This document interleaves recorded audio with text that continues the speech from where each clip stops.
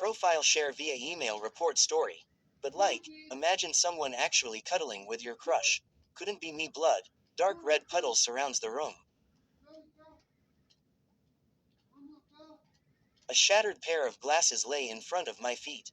An empty hole fills the chest of my mentor, as he slowly dies in front of my eyes.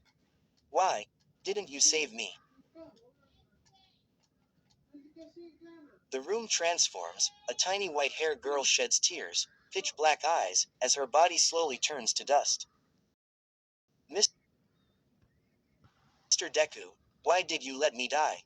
Spinning, spinning, multiple faces, surrounded by fog, faces hidden in the shadows. You aren't worthy of this power. You're nothing more than a failure. Heaps of bodies compiled each other, raging fires and laughter rang like church bells in my ears. Quirkless bastard, we don't want you here. You'll only get in the way. My boy, I look to see a sullen face, golden hair on a skinny body, a bullet hole right between his eyes.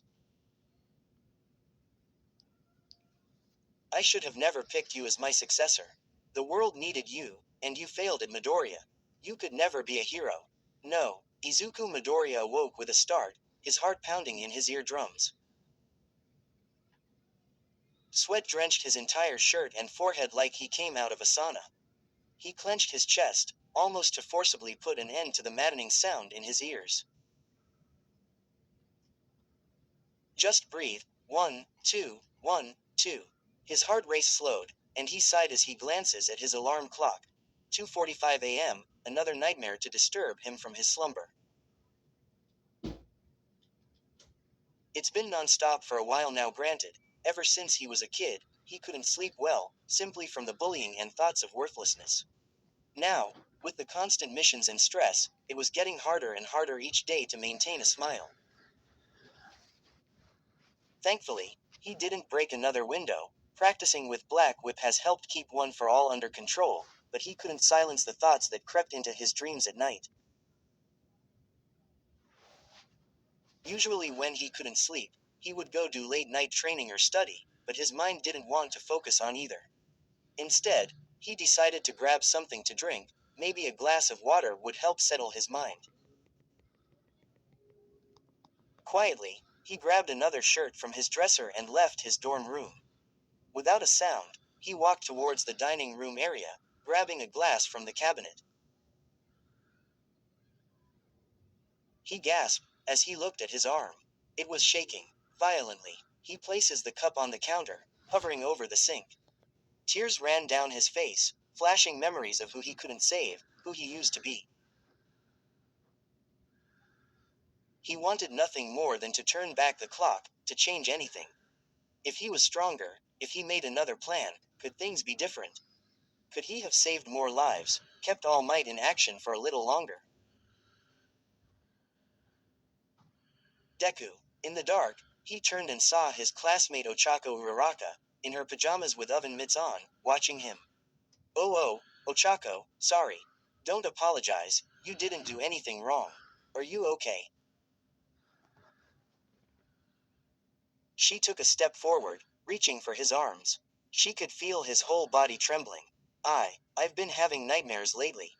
It's not helping my sleep schedule. I feel so guilty sometimes. I don't deserve to be hero if I can't keep the ones I love alive. Deku, look at me. His head turns to look at the brunette, who smiled sadly. You're not the only one who feels that way sometimes. We live in a world where we constantly have to put our life on the line. I myself can recall multiple nights where dark thoughts terrorized me, but that's why we have each other. We can rely on one another when we need to. So come on. She opened her arms widely. I heard hugs always make things better.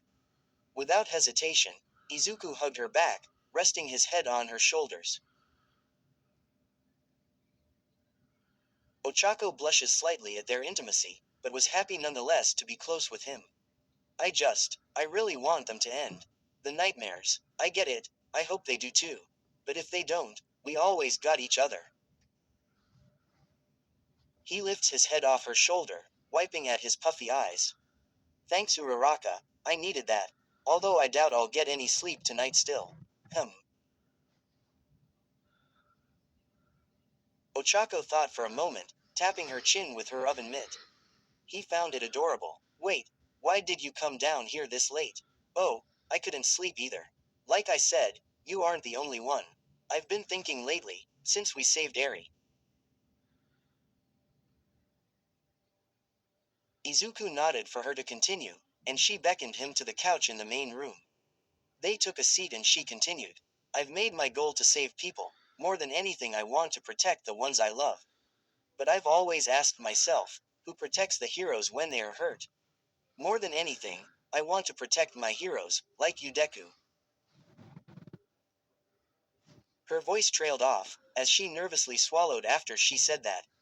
Izuku felt his face turning red, praying that she couldn't see him too well in the darkness. That's amazing, Uraraka. I promise I'll do the same for you, so if you ever have any nightmares, please come to me so I can comfort you as well. You know it. They chuckled quietly in the dark, and sat there for a few moments. Suddenly, Izuku heard quiet snores coming from Ochako. She must have fell asleep. I should carry you back to bed.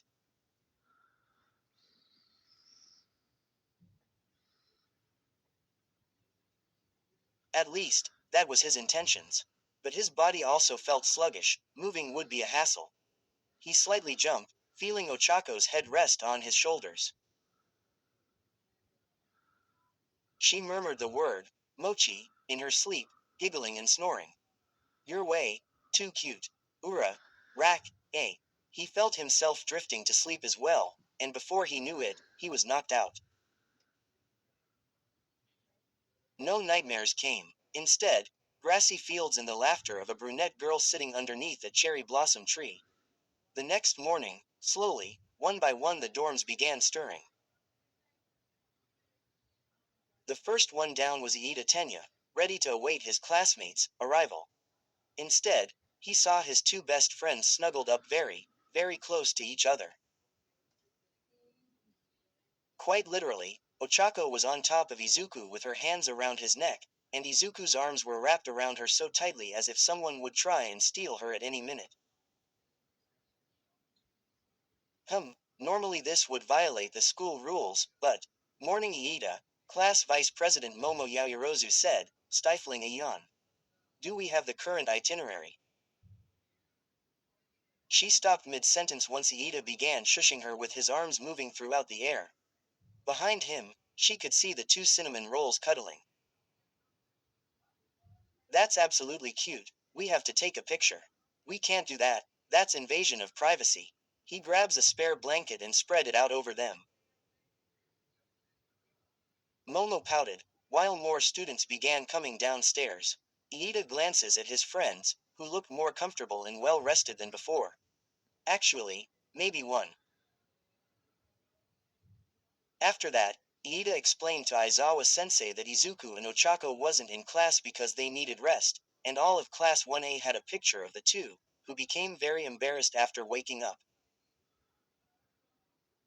This is a short one, but I hope y'all like it. I got a few more ideas and then I'm gonna open a suggestion chapter. Where stories live. Discover